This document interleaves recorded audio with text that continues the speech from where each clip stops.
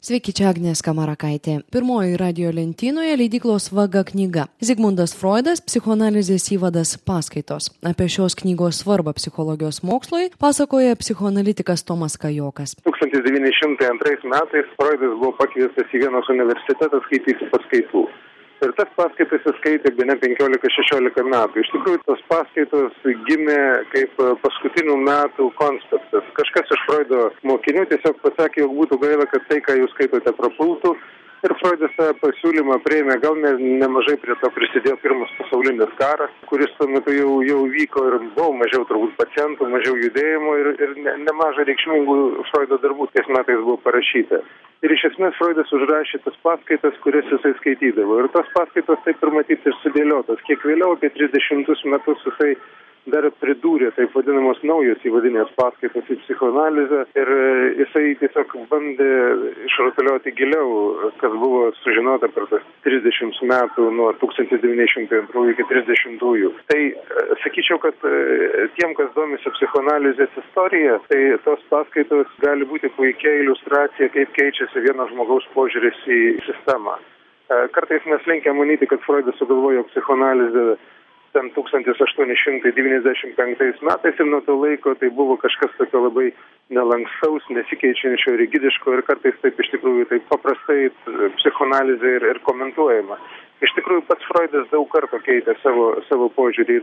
Tos psichoanalizės paskaitos, jos viena vertus yra labai paprastas būdas parodyti, kad egzistuoja pasąmonė. Jisai kalba apie riktus, jis kalba apie kitus tokius bendrus dalykus, bet kartu tai yra tam tikras būdas pasižiūrėti, kaip keitėsi paties Freudo supratimas nuo, sakykime, pirmo psichikos modelio, kada jisai pasakė, jog egzistuoja pasąmonė, iki tokio vėlesnio modelio, kada jisai įvardijo, kad žmogus visgi turi superego, ego ir tą tokią nekatroje pasąmonės būtį.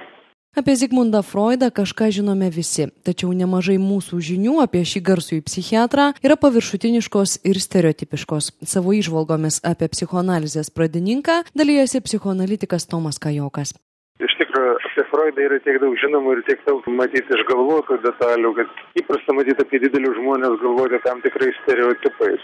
Mano galva, tai, ką pasiūlė Freudas žmonėms, kultūrai, įžvalgai, yra būtent nagrinėti mūsų pačių fantazijas. Jis tai vadino perkelimu, terapinėme santykyje su pacientu.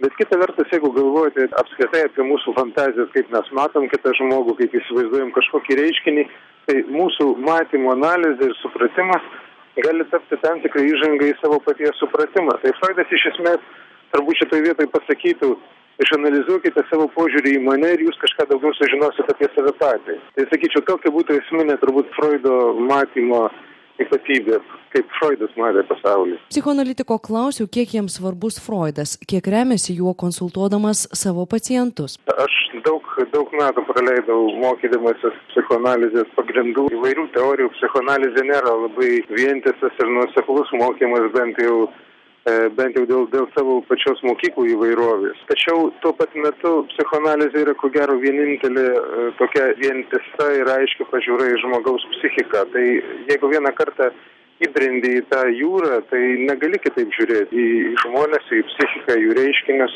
Vis tiek žiūri kaip psichoanalitikas. Galbūt ne visada esi psichoanalitiko, bet tas matymas padeda ir kartais iš tikrųjų padeda supratimas, ką žmogus tau nori pasakyti, naudodamas paprastą kalbą, kas slepiasi už tų paprastų žodžių daugiau. Tai iš esmės mes gyvendami tarybiniais laikais, kartais mes savo kalbėjimą įvardydavom kaip Ezopo kalbą.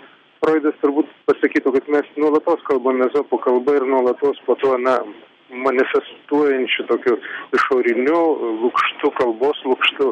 Egzistuoja kažkokie kiti dalykai, kuriuos mes nuolat bandom pasakyti kitiems žmonėms ir kartais bandom pasakyti patys to nesuvokdami. Tai psichoanalitinis matymas suteikia tam tikrą galimybę įžvelgti gal truputėlį giliau, ką žmonės bando dar pasakyti, ką jie bando komunikuoti kartais ir patys nesuvokdami to. Tai buvo psichoanalitikas Tomas Kajokas.